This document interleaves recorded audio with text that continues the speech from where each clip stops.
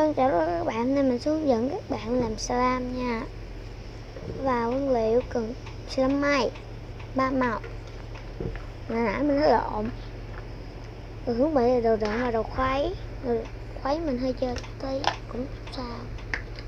3 loại màu. Để mình sẽ làm slime may 3 màu mà. Tuyết mình mua trên Lazada, bây giờ mình đã đổi đây rồi. Một tí nước nè, keo sữa nè, kem cạo ra luôn nè. Rồi cái này là brush mình đã pha rồi, pha chung với nước ấm nha các bạn. Và bây giờ là cô làm thôi.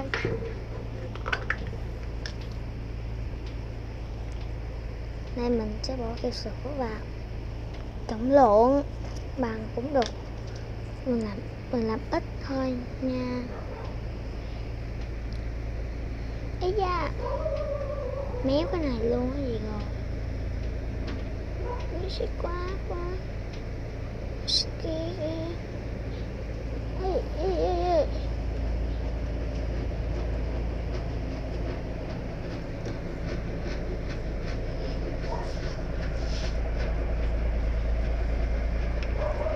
Này mình không biết mình đủ không nữa nè. Bỏ cái sữa cũng quá ít, quá nhiều rồi.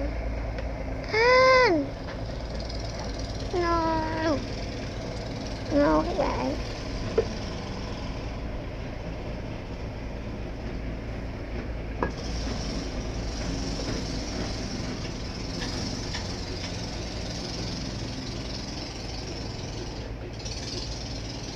Trời ơi trời.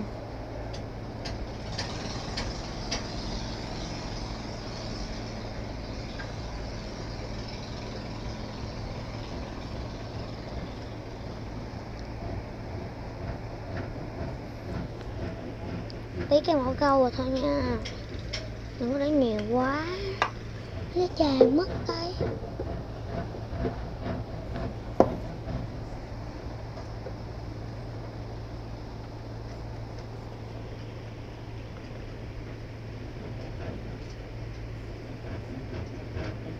Cho nên mình sẽ làm slime 3 màu, cho nên đừng để màu trước nha. Này là sẽ để dông hơn nhiều luôn, cho brush vào một tí. Mình rất là đặc đấy, cho nên sẽ dễ thôi. Mình làm rất là đặc luôn.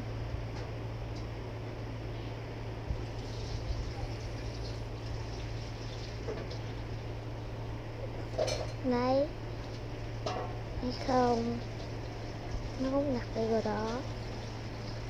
Wow.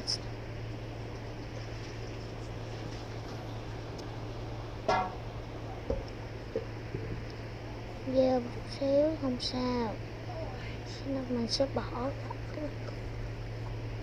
Wow.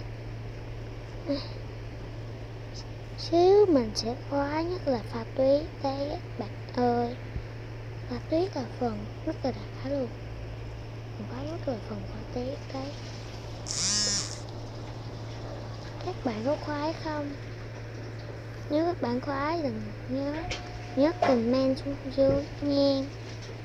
Đây rồi, mình xong rồi đấy. Ủa mình rất là dơ luôn rồi.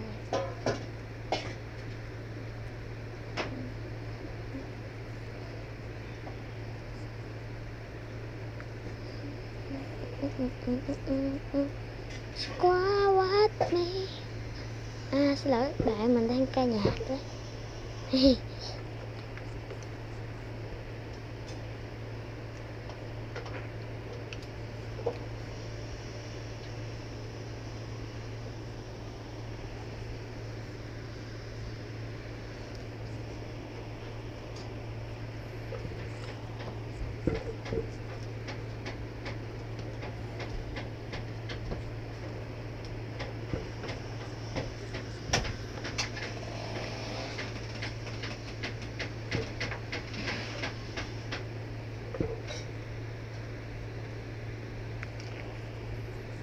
Tùy chọn nha. Ê, thấy cũng slime của mình. Trời ơi, nó xuống dưới luôn. mình tự quay cho nên có gì các bạn thông cảm, tên mình quá quen thuộc.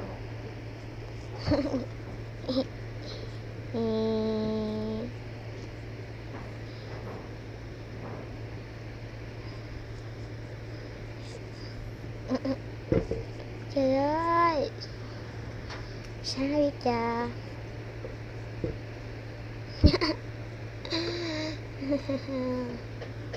Rồi phá tuyết thôi, cao quá giờ, này quá giờ, không có pha được không được. Bây giờ mình sẽ bỏ nước vào cái này, gỗ cái này chán sao thôi.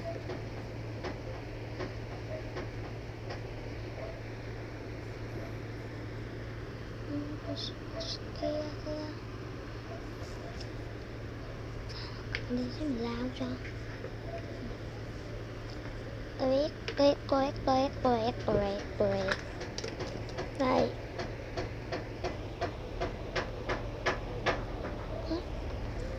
mình sẽ cho tuyết vào rồi đó, các bạn thấy không nhỉ?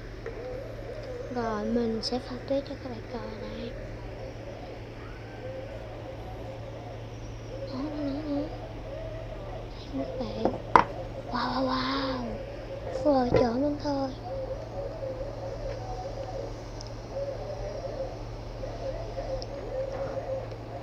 Mình chưa có bỏ màu vào đâu nha. Mình thấy chưa nở thì chưa được đâu.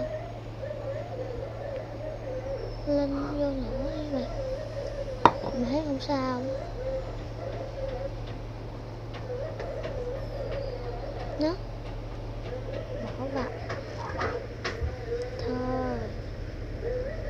Nếu các bạn nào muốn đặt hàng Lazada, dành bữa mình sẽ quay một cái clip đặt hàng vào Lazada nha. Wow. Mình sẽ quay cái clip đặt hàng Lazada. Đặt rất là dễ luôn.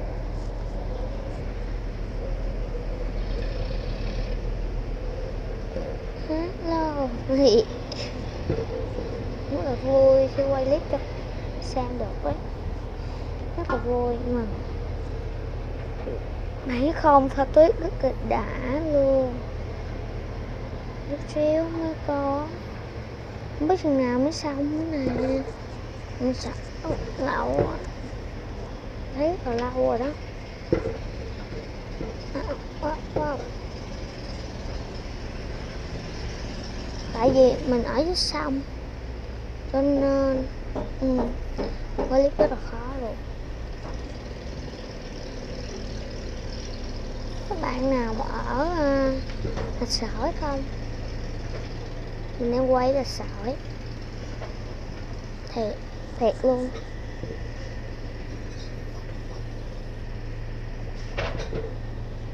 Ấy tuyết còn nhóc nữa.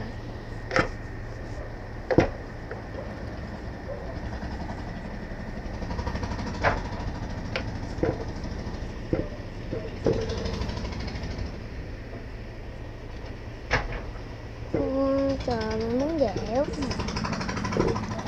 còn mà nó lâu quá không biết sao nữa.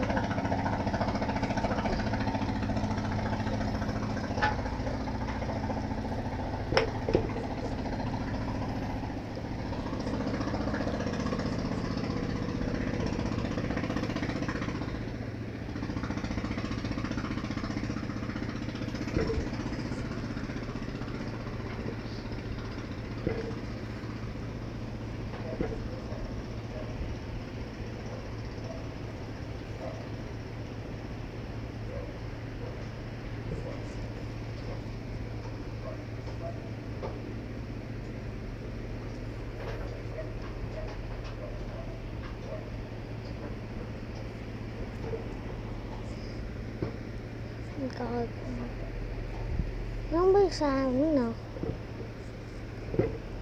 Tí mình nghĩ chưa có đủ, đúng không? Mình nghĩ không đủ, tuyết thì chưa có đủ. Tuyết nhóc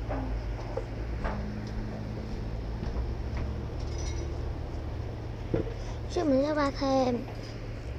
Mình cũng cho các bạn coi.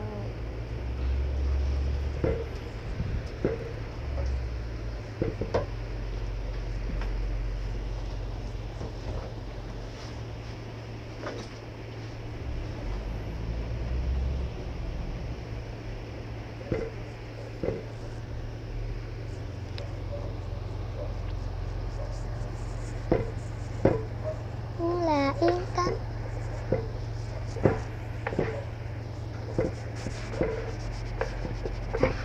Vâng. Wow, cũng khá nhiều. Đây.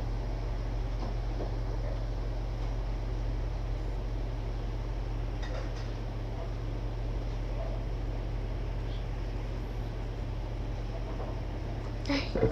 Trời ơi, trời. Giờ nãy giờ luôn mà nó chưa về luôn. Cố gắng làm.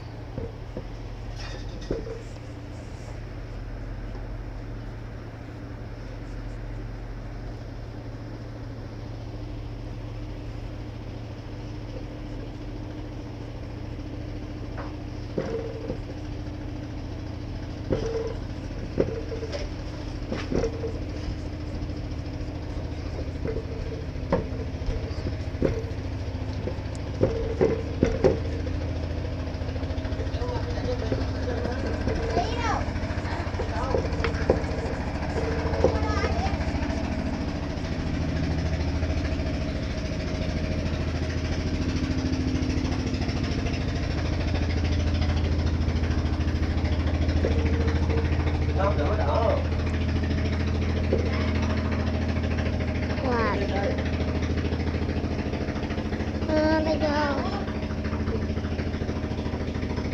nói còn có ba.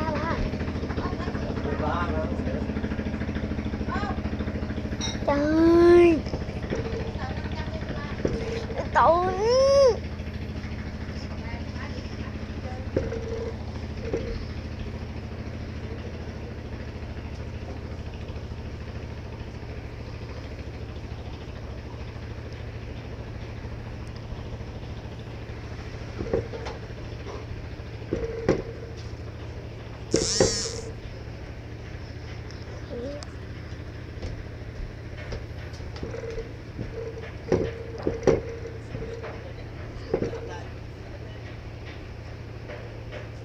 Nó cũng khá được thôi à các bạn ơi.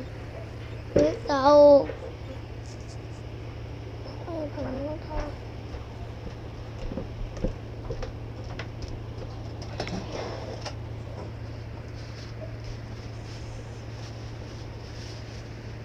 Mời điện hỏi cho Trung đâu rồi đi làm, 11 giờ đi làm.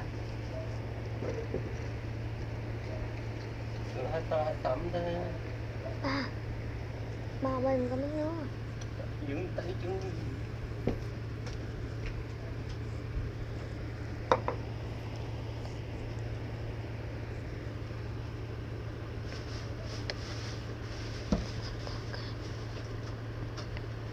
Có kiểu ai làm.